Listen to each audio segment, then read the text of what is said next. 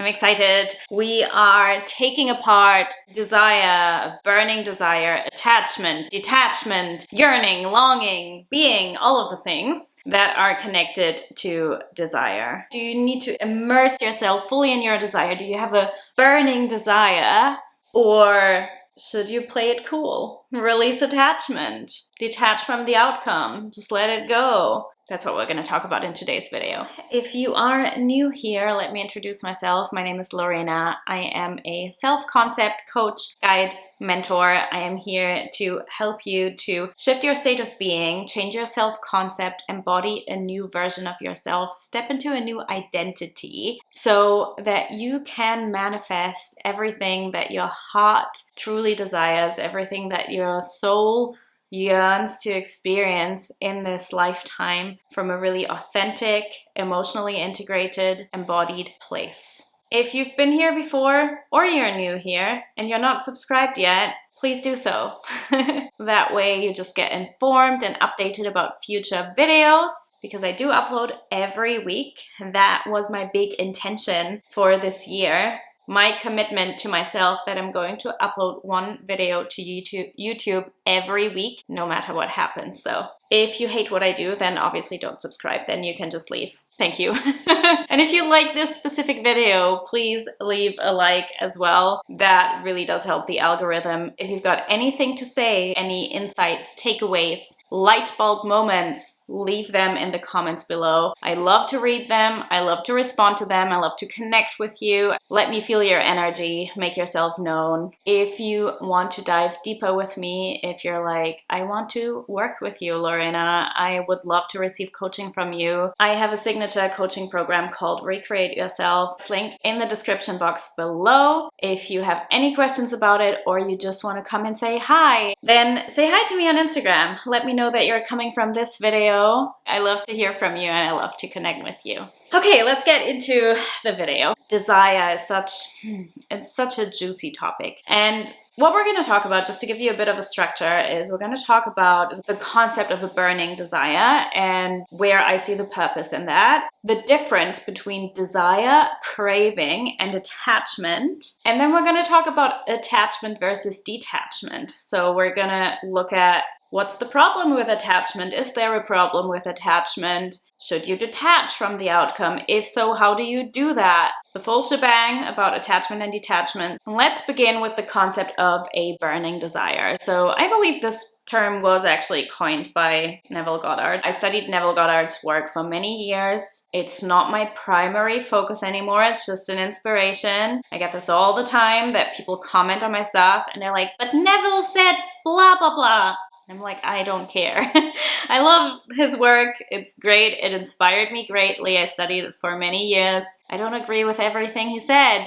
I've made different experiences in some ways that have actually been very profound and supported my clients in their transformations. But as I said, his work inspired me greatly on my own journey, as did many others.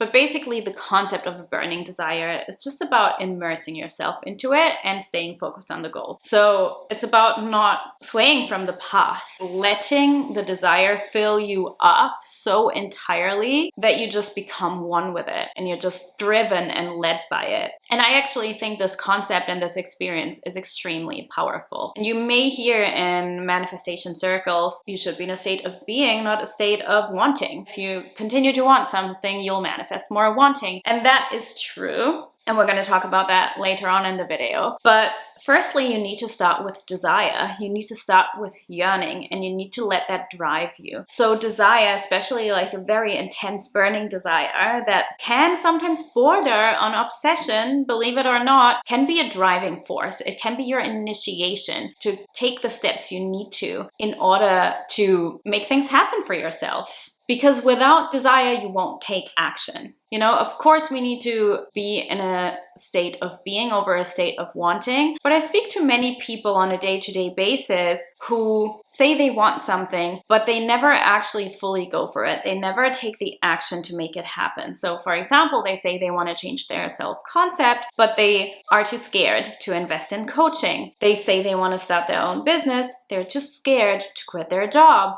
They say they want a relationship. They don't get out there and date. And by the way, I'm not suggesting anybody here should quit their job. That's a disclaimer right here. But whatever it is you want to do and you want to achieve, take the steps. And you need burning desire to take these steps. You need to want it enough. If you don't want it enough, you're not going to persist. Persisting is easy when you want it enough. Humans are probably the only species that has a desire for self-actualization. And you need desire for that. You need to want for that because it's not necessary. It's not needed to survive. If you want to thrive, you need desire for that. That's why we have it. So all that brings me to the difference between desire, craving, and attachment. I came into spirituality through more of a Buddhist lens. Before I went on this whole conscious manifestation journey, before I actually went on a healing journey and looked within and looked at transforming myself and did all that work,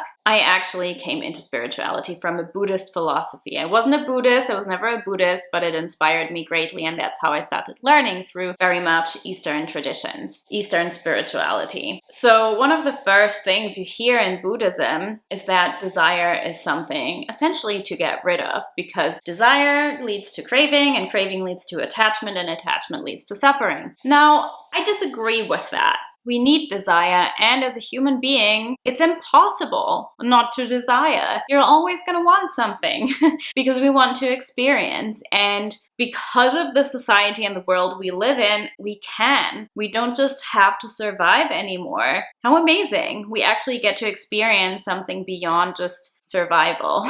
As a human being with an ego, it's impossible not to desire. You will continue to desire for the rest of your life. The problem is when it turns into something else. So let's take it a step further and go from desire to craving, right? You can desire something and be completely detached from it.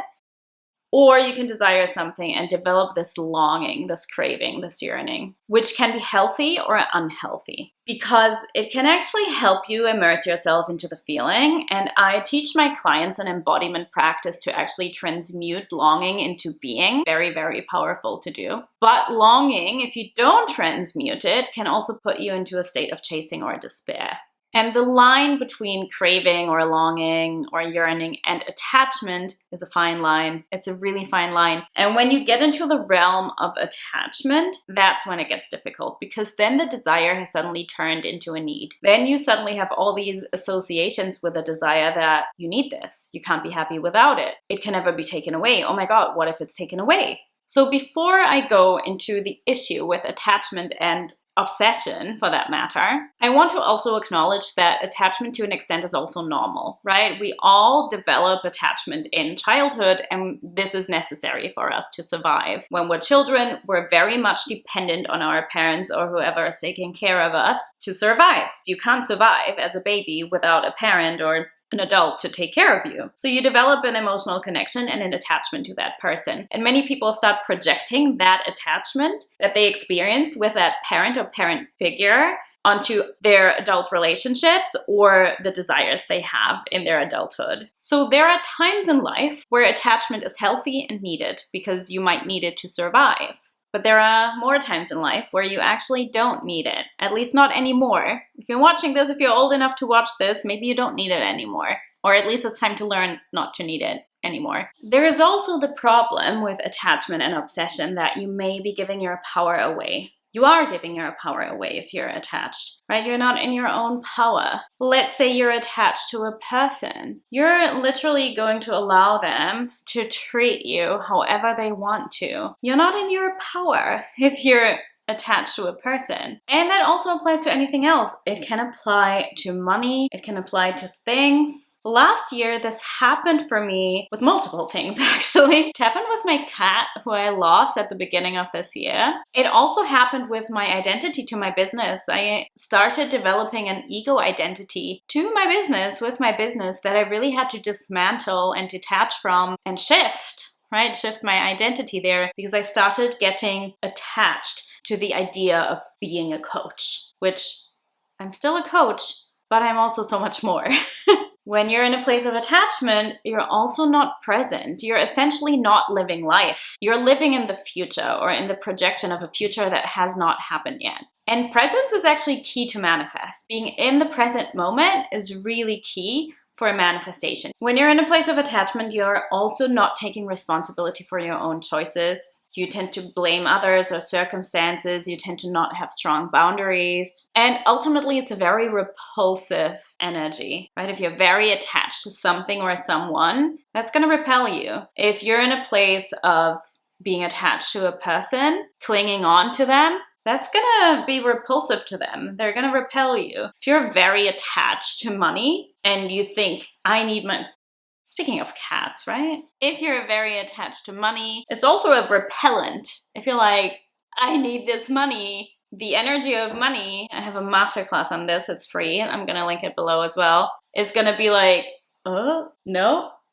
Not gonna come close to that person. Attachment can be really destructive in that way. Unhealthy attachment. So let's talk about letting go of attachment and detachment. And first, to answer the question, should you let go of the outcome? Should you detach from the outcome in order to bring your manifestation to fruition? I don't think it is necessary, because ultimately you want to be in a state of being where it's already done. But it can help. I think it can really help if you're in a place of obsession and strong attachment.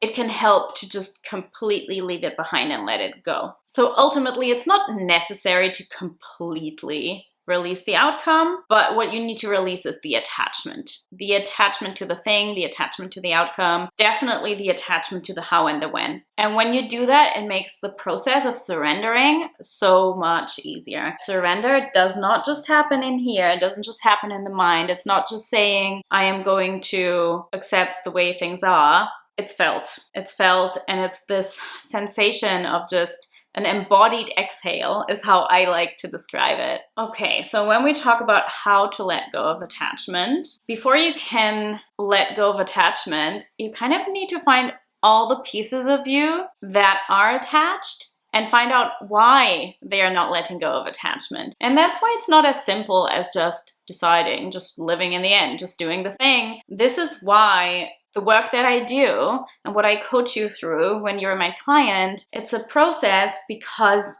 it needs the deeper work. It needs the deeper integration, because all of these different parts of yourself that are in resistance, that are in attachment, that are maybe unconscious, that you're not seeing, that they are blocking or sabotaging you, aka protecting you, they need to first be found and transmuted and alchemized so you can get to a place of releasing the attachment. Saying just detach isn't going to help you detach. Then another big thing when it comes to releasing attachment that I also like to guide my clients through is changing the relationship to the past. So what plays into this is forgiveness, is a new perception on the past. Revision can play into this, but maybe not in the way or shape you expect it to be. Then we also have shadow work and integration. I would say shadow integration is the key thing, because it's often what is blocking you the most, because it's all these unconscious pieces that are in your shadow. It's all unconscious. And when you can integrate these pieces, there is such a sense of liberation and freedom. And there is such a sense of spaciousness for your desires to come in. That's often where the blockage is when the shadows aren't integrated and when the unconscious is made conscious, or it's maybe made conscious, or you're working on making it conscious, but you're not doing anything to change it or alchemize it. So doing the subconscious work that's the key, really. And of course, self-love and self-worth are really key to releasing attachment, because when you are feeling whole and complete and you feel like you got yourself and you feel safe, you don't need to rely on anything or anybody else. It can be a pure desire, and it doesn't have to be something that you need to happen, but it is something that you have enough of a burning desire for that you make it happen, that you take the steps towards it to make it happen. That is key also. So let me know in the comments below if anybody watching this has done some work already on attachment styles. Let me know how you attach. Do you find that you cling on to things or people or desires? Do you find that you're more running from these things? Do you find that you have quite a healthy relationship and don't attach very easily, which is great? Let me know what your experience is like. I would love to read your comments and connect with you in them. And I will see you next week for the next video, and I'll speak to you then.